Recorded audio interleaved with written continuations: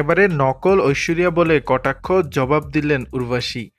কান চলচ্চিত্র উৎসবের মঞ্চে পোশাক বিভ্রাট থেকে শুরু করে সাজ নিয়ে সামাজিক যোগাযোগ মাধ্যমে একের পর এক সমালোচনার শিকার হয়েছেন বলিউড অভিনেত্রী উর্বশী রাউতেলা। সম্প্রতি চোখের নীল আইশ্যাডো নিয়ে ঐশ্বরিয়ার সঙ্গে তার তুলনা করায় এবার সমালোচকদের কড়া জবাব দিলেন উর্বশী।